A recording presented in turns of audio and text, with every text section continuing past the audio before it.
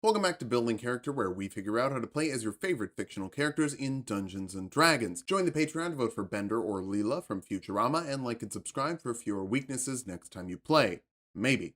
Today we're building Dr. Smolder Bravestone from Jumanji, which I'm excited to say does have a tabletop game. I picked it up at PAX Unplugged from a guy in a dusty corner of the Philadelphia Expo Center. He said it doesn't require a game master and it's the most immersive TTRPG experience, before smiling ominously and stroking his mustache. So I'm stoked to play it with my friends for the first time in an hour.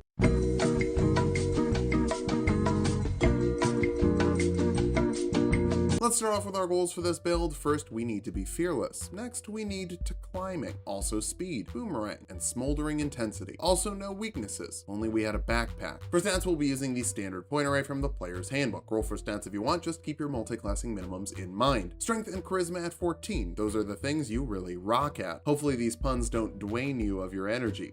Johnson. Dexterity at 13. Boomerangs are ranged weapons in D&D, not thrown weapons. Even though you throw them, they don't actually have the thrown property, so we need dexterity. Constitution at 12. Missing out on HP would be a pretty big weakness. Intelligence and wisdom at 10. Having no dump stat stops some of our other stats from being as high as possible, but a negative modifier would be a weakness, so we can't have that even at level 1. Dr. Bravestone is a human, but actually he's an avatar, so that means I have to make him a genasi. At least that's what everyone says on my avatar videos. Let's just compromise and say custom lineage, letting you grab a feat like the athlete feat, giving you +1 dexterity, a climbing speed equal to your normal speed, the ability to jump with 5 feet of run up, and stand up from prone with 5 feet of movement instead of half. I'm not counting this as a speed boost, but I'll count it for climbing for sure. Bump your charisma with your 2 free points, take acrobatics for your skill of choice, and investigation and perception from your background. Call it the Phil needs to get a skill for every ability score to make sure we have a positive roll background. That's in the Sword Coast Adventurer's Guide. We'll kick things off as a paladin. That's weird, but we can grab 2 more skills like athletics and persuasion.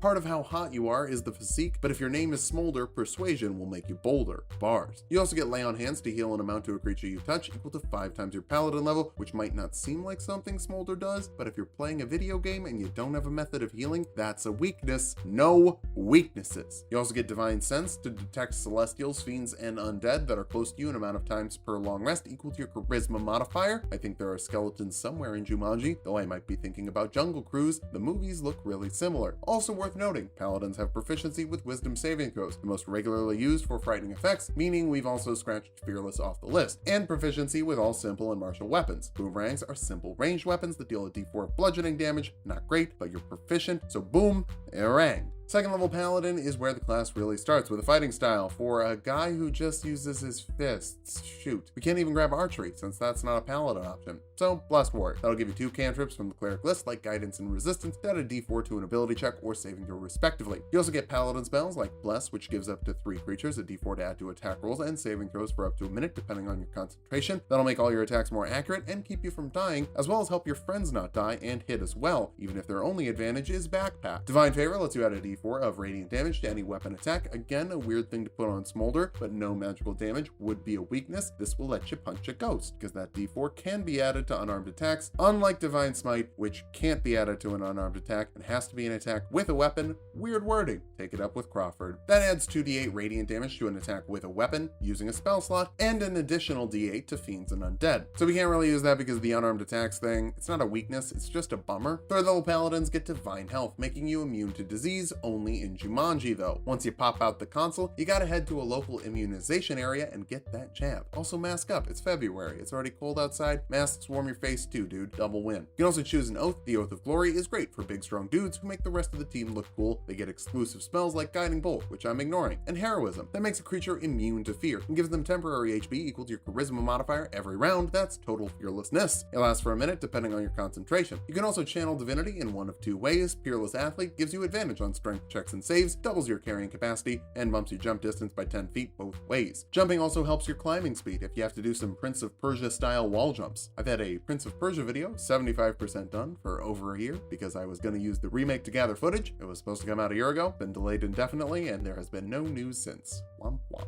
Inspiring Smite lets you give a number of creatures within 30 feet of you 2d8 plus your paladin level in temporary HP after you smite. But you're not going to smite if you're playing the character, so just use Peerless Athlete to hit the Jim like the Rock does. Poor Jim, that guy got hit by the Rock. 4th level paladins get an ability score improvement. We'll start with Persuasion to get that smoldering intensity going faster. 5th level paladins get an extra attack, letting you make 2 attacks instead of 1 with your action, which will get even better when you can punch good. You can't really punch good yet, but we'll get there. You also get enhanced ability as a Glory Paladin, giving a creature of your choice advantage on skill checks of a certain type. Strength also doubles their carrying capacity, Dexterity makes them take no falling damage from heights of 20 feet or less, and Constitution gives them 2d6 temporary HP. That's a way to buff any skill check you want if you don't feel like using guidance. You also get Magic Weapon for free, which I'm just counting as another way to not have weaknesses, but it's not something Smolder does on screen. Obviously, whoever was playing him just didn't use all of his abilities. I get it. Whenever I'm playing fighting games, I never press the block button. Since you can grab any 2nd level paladin spell you want here, maybe grab Aid, giving 3 creatures 5 temporary HP that isn't temporary and can be healed like normal HP for 8 hours with no concentration. If you're playing a character with spell slots but don't really plan on using them, Aid is a great way to make sure that the party is a little thicker. Basically, it's an extra hit die for everyone. But we're really here for the 6th level of paladin because that's where all the weaknesses disappear. Aura of Protection lets your allies within 10 feet of you add your charisma modifier to their saving throws, and you will always be within 10 feet of yourself. Now your minimum saving throw is +4 intelligence, Constitution is +5, Strength and Dex are +6, Wisdom is 4 plus your proficiency, so 7 now, and Charisma is +11 at the moment. That means you can't get sucked into another dimension by something like banishment or plane shift. I get it, that could be annoying. Really excited to play the Jumanji tabletop game later though. Bet that's gonna go fine. 7th level Glory Paladins finally get some speed with an Aura of Alacrity that adds 10 feet to the movement speed of friendly creatures who start their turn within 5 feet of you. Again, you're within 5 feet of yourself. So now we have the whole stat sheet covered. Although there are still a few things that wouldn't be great, namely your attacks. And we all know punches from Dr. Bravestone send people flying. 8th level Paladins can send people flying. You use your ability score improvement on the Crusher feat, which adds 1 to your strength score and lets you push creatures 5 feet when you hit them with a bludgeoning attack, which also includes your fists. Also, it includes boomerangs. They deal bludgeoning damage. So not only are you getting that trademark slamming punch, you're also getting better with boomerangs. Additionally, when you land a critical hit against a creature using bludgeoning damage, attacks against them are made with advantage until the start of your next turn. That lets you get those combos going a little bit better. But we're still not punching great. So let's jump over to Fighter for a fighting style like Unarmed Fighting to make your unarmed attacks deal 1d8 when you have 2 free hands, 1d6 with 1 hand, and deal 1d4 of damage to a creature you have grappled once per round. Getting advantage on strength checks from Peerless Athlete or Enhanced Ability would also bump your athletics, making those grapples stronger. You also get Second Wind, letting you heal 1d10 plus your fighter level as a bonus action once per short rest. So with that and Lay on Hands, you have a lot of regenerative abilities, just another advantage for Dr. Bravestone. 2nd level fighters get Action Surge, letting you make 2 actions in 1 turn once per short rest, which thanks to extra attack means 4 attacks in a single round. Too bad, you're not actually very good at punching yet. 3rd level fighters can choose a martial archetype. We're gonna go with Champion for a reason I'll explain later. For now, you get Improved Critical, letting you critically hit on a 19 or a 20 with your weapon attacks.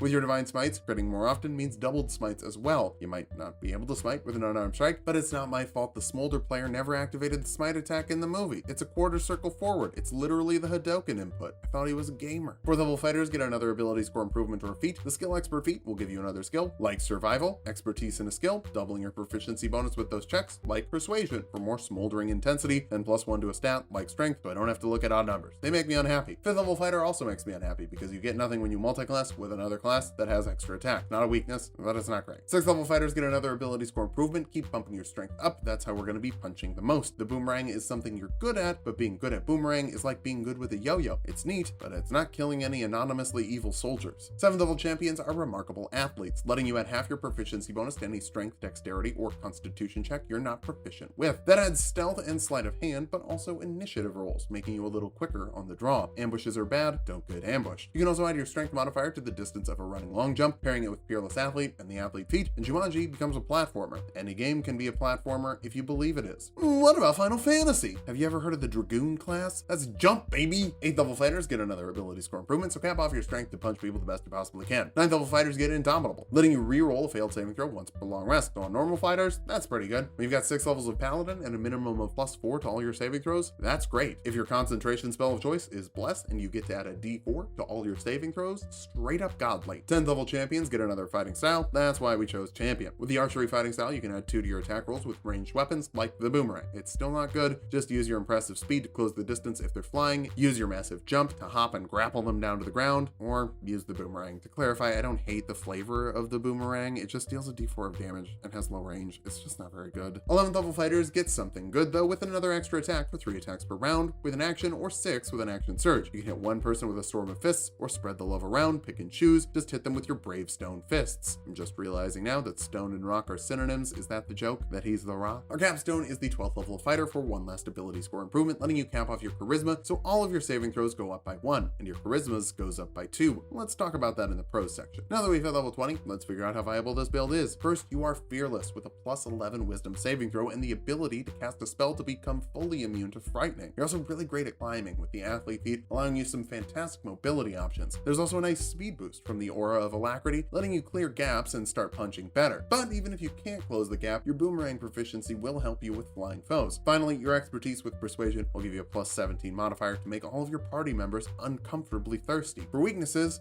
none. Thanks for watching. If you liked the video, subscribe for more. We make 2 videos every week. Join the Patreon to vote for Bender or Leela from Futurama, and sub to Tulok and Mango for more Tulok fun.